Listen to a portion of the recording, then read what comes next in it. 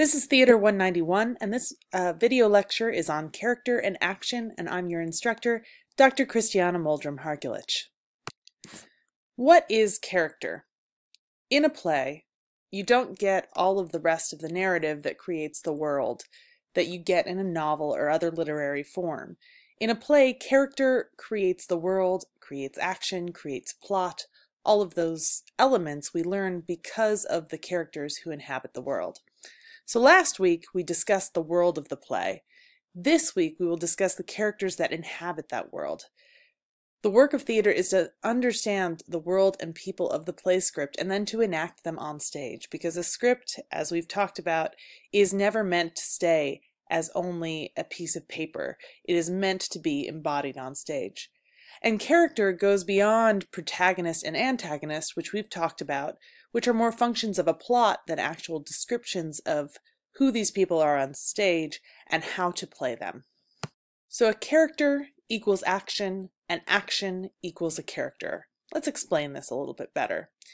Unlike any other form of fiction, in a play we can only get to know a character entirely by what they say and do, because we don't have those narrative explanations that explain their inner life or explain what they're doing and how they do it.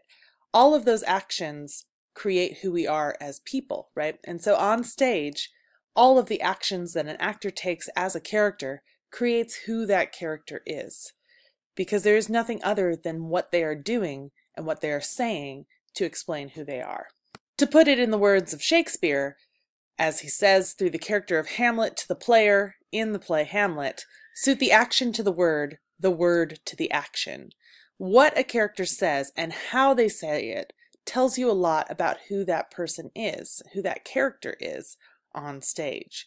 So it's not just what they do, but what they say, what other people say about them, and how they say it. To explain how this works in a little more detail, we're going to look at the character of Algernon Moncrief, otherwise known as Ernest No. 2, in the play The Importance of Being Earnest, which you're reading for this section. So Algernon Moncrief, we have two versions of him right here, played by Santino Fontana in the 2011 Broadway production of Importance, and Rupert Everett in the film version that you watched a little bit of in class last week. These are just two interpretations of the same character. This play, since it's been performed since 1895 and performed consistently in the last 120 odd years, has had many interpretations of who Algernon Moncrief is, but the text gives us a lot of clues for the actor to figure that out. When we get to the end of the play, we have a pretty good idea of who Algernon is. But how do we know that? How does an audience or a reader or an actor know who Algernon is enough to play them? There's a couple key things. What the character says about themselves in the script, what other people say about them, how they interact with other characters, and what they do on stage, their actions. And I mean that by their stage directions there, because that is, while speech is an action, their stage directions also tell you a lot about who they are and whether or not they're telling the truth. So let's take a look at Algernon's actions in Act 1 specifically. This act takes place in Algernon's own apartment. He begins by playing the piano, but not well. He wants attention for it, but not really, because he talks to Lane about it, and then Lane says it's not polite to listen, and he says, oh, well, that's fine because I wasn't very good anyway. So there's a sort of self-deprecation to the way that he acts and the way that he performs. Next, actually before that happens, he then eats the cucumber sandwiches that are intended for his aunt. So there's a little lack of respect that happens there, but also we learn about Algernon's desire to just constantly be eating. Next, when Jack shows up, he confronts him based on an inscription and gets him to tell the truth, but in getting Jack to confess, he also confesses to lying to his family. So we learn that Algernon is a liar. But it's a comedy, so that's not a big deal. He then is not precisely kind to his aunt, Lady Bracknell, but does what she wishes. So he takes Gwendolyn into the next room when she wants him to. He meddles in a way that pushes the action along. Generally speaking, he does support his friend Jack in his quest to be married to Gwendolyn, although he does rag on him a little bit. Finally, in this act, he spies on Jack when he's not supposed to be listening, so he lies again to find out where Cecily, Jack's ward, is, because Jack would not tell him earlier in the scene. So as a sum of all of these actions, which are somewhat speech, but what he physically is doing, he is both supporting his friend, but also trying to get what he wants, and he does it in a self-deprecating manner, so we learn some things about who Algernon is just in this opening scene. Now we have Algernon's description and how other characters talk about him. Wilde does not give us a detailed character description. In August Wilson's play, we got some pretty detailed descriptions of what those characters looked like. Wilde lets the writing talk for itself, so it's up to the reader and actor to figure out the rest from context clues. We do, however, get a description of his home as, quote, morning room in Algernon's flat in Half Moon Street, and if you looked up Half Moon Street, you would have learned that it is a fashionable part of town. The room is luxuriously and artistically furnished. We can make some assumptions from that not only is Algernon's place furnished that way, but that might tell us something about who he is as well, if he is in control of his environment. So a good scenic designer might think about that and think about who Algernon is, and then design the room to match the character, so we learn even more about the character from his environment. Now, how do people talk about him? I've only given a few examples here, but in Act 1, from Jack, we have him talking about how he's eating again. Eating as usual, I see, Algy. He then later says, you are hardly serious enough.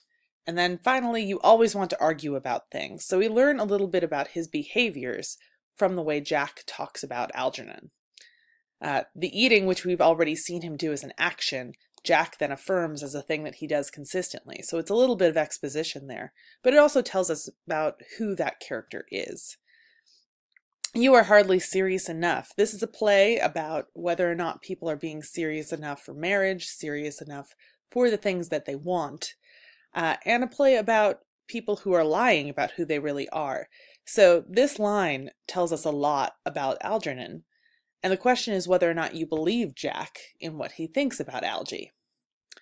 Jack is pretty straightforward, other than his bun burying. He's pretty straightforward in what he thinks about people, so he's more trustworthy than, say, what Cecily says in the second act. Finally, Jack says you always want to argue about things, and what we see from the way that Jack and Algernon are talking to each other is that they are frequently arguing. So that all strikes us as pretty true. Perhaps what Jack says about Algernon tells us a lot about who that character is.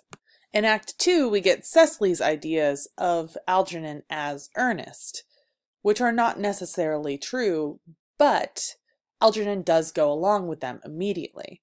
Cecily is very interested in how wicked he is, although what that wickedness means is not necessarily a tragedy's idea of wickedness, it's a comedy's idea of wickedness, so it's not very, very bad. Cecily says, if you are not, about his wickedness, then you have certainly been deceiving us all in a very inexcusable manner. I hope you have not been leading a double life, pretending to be wicked and being really good all the time. That would be hypocrisy. Now this line gets at sort of the central crux of the show, but also the central crux of Algernon's character, because he is consistently pretending to be two people at the same time, and is maybe actually really good all the time. Perhaps he is a hypocrite. That's a question that the actor and the director need to figure out when they're figuring out how they're going to play Algernon.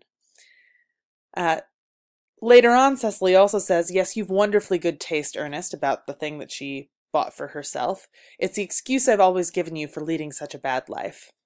So that is also maybe true, maybe not true. It's certainly what Cecily is projecting onto him. Her ideas about Algernon are not necessarily as trustworthy as what Jack says.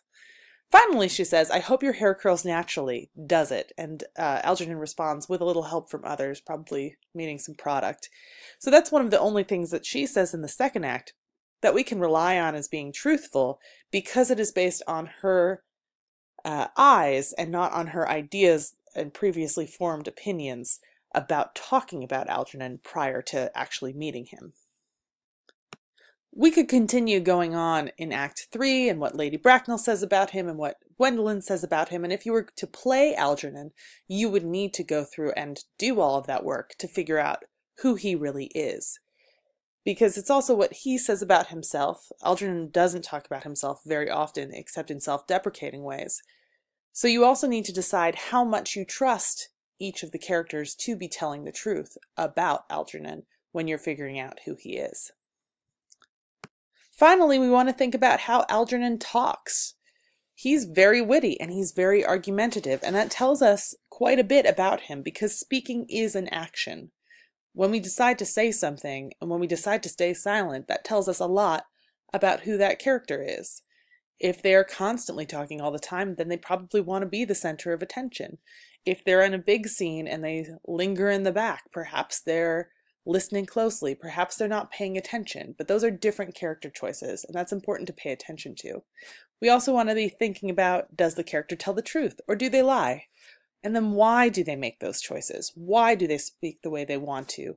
What do they want, and how do they get it?